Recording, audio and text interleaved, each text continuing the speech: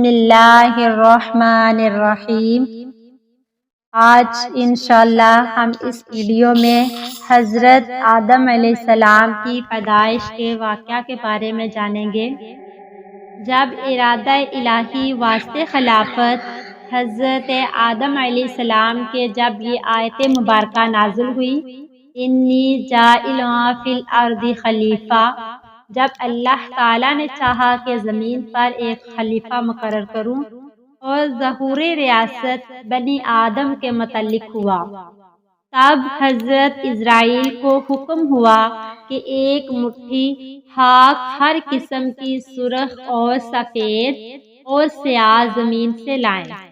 حضرت اسرائیل بحکم خداوندی ایک مٹھی خاک رنگا رنگ کی تمام روئے زمین سے جمع کر کے لائے، اور جب حکم الہی درمیان مکہ اور طائف کے رکھی اور اللہ تعالیٰ نے باران رحمت اس مٹی پر برسائی اور اپنی قدرت کاملہ سے حضرت آدم علیہ السلام کا پتلا اس مٹی کے خمیر سے بنایا، اور 40 برس تک وہ قالب بے جان وہاں پڑا رہا، جب عنایت الہی نے چاہا کہ ستارہ اقبال حضرت آدم علیہ السلام کا روشن اور مرتبہ شرافت بنی آدم کا تمام مخلوق پر ظاہر ہو، تو روح پاک کو حکم صادر ہوا کہ بدن آدم علیہ السلام میں داخل ہو، لیکن روح لطیف نے خاک کثیف میں داخل ہونے سے انکار کیا۔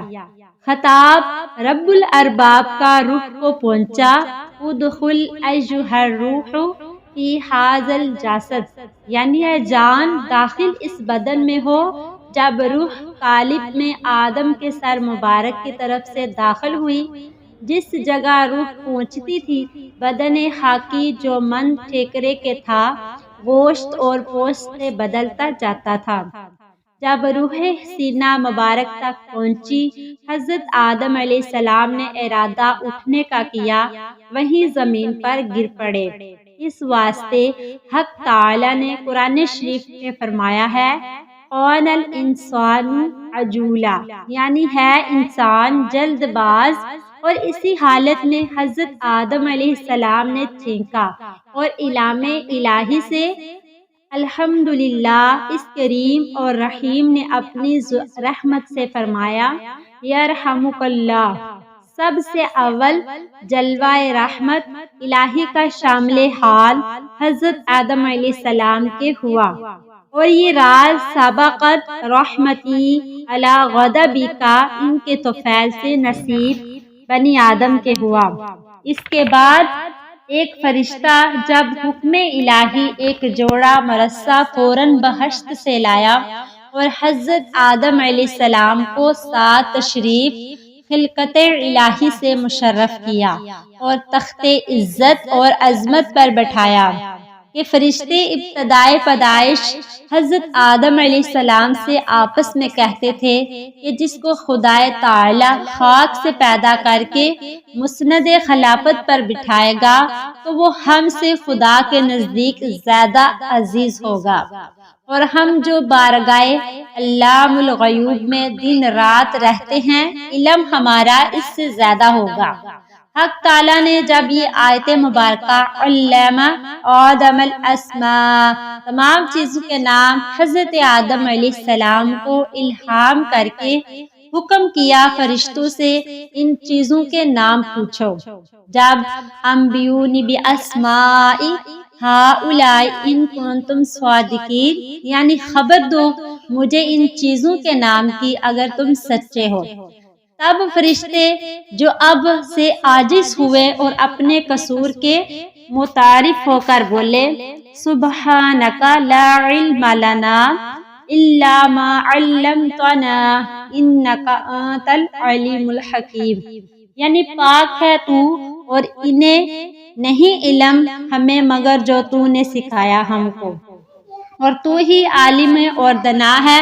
تب اللہ تعالیٰ نے حضرت آدم علیہ السلام کو کمال ظاہر اور باطن سے آراستہ کر کے واسطے زیادتی تعظیم و تکریم ملائکہ اعظام کو جو آدم علیہ السلام کے تخت کے گرد صفا باندھ کر کھڑے مؤدب سے تھے، حکم ہوا اسجدوا لآدم فسجدوا الا ابلیس ابا واستکبر وکان من الکافرین، یعنی سجدہ کرو آدم کو بجز حکم الہی کے۔ جب سب فرشتوں نے بلا عذر و تکرار حضرت آدم علیہ السلام کو سجدہ کیا، مگر ابلیس ملعون نے انکار کیا اور بولا کہ میں آدم سے بہتر ہوں، اس واسطے کہ مجھے آگ سے پیدا کیا گیا ہے۔ اس نافرمانی سے شیطان ملعون ابدی ہو کر رندا گیا اور فرشتوں سے نکالا گیا۔ حضرت آدم علیہ السلام بہشت میں رہنے لگے۔ طبیعت ان کی مشتاق جلیس، ہمدم اور انیس محرم کی ہوئی، تب حضرت آدم علیہ السلام پر خواب نے غلبہ کیا۔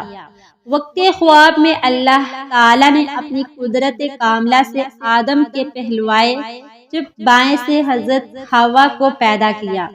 جب حضرت آدم علیہ السلام بیدار ہوئے تو دیکھا کہ ایک عورت پاکیزہ ان کے پاس بیٹھی ہوئی ہے۔ ان کی طبیعت ہمایوں اور صورت میمون کو دیکھ کر نہایت خوش ہوئے اور پوچھا کہ تو کون ہے؟ حضرت حوا نے کہا میں تیرے بدن کا جز ہوں کہ حق تعالی سبحانہ نے تیری پسلی سے مجھ کو پیدا کیا ہے۔ نقل ہے کہ حسن اور جمال حضرت حوا کا اس قدر تھا کہ تمام عالم کی خوبی 100 حصے تھی، اس میں سے 90 حصے حسن حضرت حوا کو اور 10 حصے باقی عالم کو عنایت فرمایا گیا۔ حضرت آدم علیہ السلام سجدہ شکر بجا لائے، جناب الہی نے ان کا عقد رو برو حاملان عرش اور ساکنان سماوات کے باندھا اور دونوں کو حکم ہوا کہ اے آدم و حوا تم دونوں اس بہشت میں رہو، اور سب میوے اس کو پیدا کیا۔ کہتے ہیں حسن اور جمال حضرت حوا کا اس قدر تھا کہ تمام عالم کی خوبی 100 حصے تھی، اس میں سے 90 حصے حسن حضرت حوا کو اور 10 حصے باقی تمام عالم کو عنایت فرمایا۔ آدم علیہ السلام سجدہ شکر بجا لائے، جناب الہی نے ان کا عقد رو برو حاملان عرش اور ساکنان سماوات کے باندھا اور دونوں کو حکم ہوا اے آدم و حوا تم دونوں اس بہشت میں رہو اور سب میوے اس بہشت کے کھاؤ، مگر اس درخت کے قریب مت جانا، یعنی گہیوں کے درخت میں سے کچھ مت کھانا۔ جب ابلیس لعین نے آدم کو سجدہ نہ کیا اور راندا گیا اور فرشتوں سے نکالا گیا، اس سبب سے آتش کینہ اور حسد اس کے باطن میں شعلے مارتی تھی، اور وہ ہمیشہ اس تدبیر میں رہتا تھا کہ کسی صورت سے بہشت میں بیٹھے اور آدم کو وہاں سے نکالے۔ پہلے تو طاؤس سے دوستی کی کہ میری دوستی کے حق تیرے اوپر ثابت ہیں، اور پہلے ہم تم ایک مکان میں رہتے تھے، یہ التماس تجھ سے ہے کہ مجھ کو اپنے بازو پر بٹھا کر بہشت میں پہنچا دے تاکہ اپنے دشمن سے بدلہ لے سکوں۔ طاؤس نے اس بات سے انکار کیا اور کہا کہ یہ بات تو سانپ سے کہو۔ تب شیطان سانپ کے پاس گیا اور اپنے فریب کے منتر سے فریضہ کیا، سانپ اس کو منہ میں لے کر بہشت میں لے گیا۔ پھر ابلیس حضرت آدم علیہ السلام اور حوا کے پاس گیا اور رونا شروع کیا۔ حضرت آدم علیہ السلام اور حوا نے پوچھا کہ کیوں روتا ہے؟ انہوں نے شیطان کو نہیں پہچانا۔ تب شیطان نے کہا تم کو نصیحت کرتا ہوں، مجھ کو تمہارے حال پر رونا آتا ہے اور تم اس بہشت سے نکالے جاؤ گے، اور یہ بہشت کی نعمتیں تم سے چھین لی جائیں گی اور لذت حیات سے ذائقہ موت کا چکھو گے۔ ان دونوں کو اس بات کے سننے سے بہت غم ہوا۔ ابلیس نے کہا اگر تم میرا کہنا مانو تو میں تم کو ایک درخت بتاؤں، اگر تھوڑا میوہ تم اس کا کھاؤ تو ہمیشہ زندہ رہو گے اور صورت موت کی ہرگز نہ دیکھو گے۔ حضرت آدم علیہ السلام نے پوچھا کہ وہ کون سا درخت ہے؟ شیطان نے کہا وہی درخت ہے جس کے کھانے سے حق سبحانہ تعالی نے منع کیا تھا۔ حضرت آدم علیہ السلام نے اس بات کو قبول نہ کیا اور کہا ہرگز مجھ سے نافرمانی خدا کی نہ ہوگی۔ جب شیطان نے قسم کھائی کہ تمہارا خیر خواہ ہوں، اس کے بعد حضرت آدم علیہ السلام اٹھ کر چلے گئے اور شیطان نے حضرت حوا کی خدمت میں جا کر اسی طرح ان کے دل میں بھی وسوسہ ڈالا، اور سانپ نے شیطان کے کہنے پر گواہی دے دی۔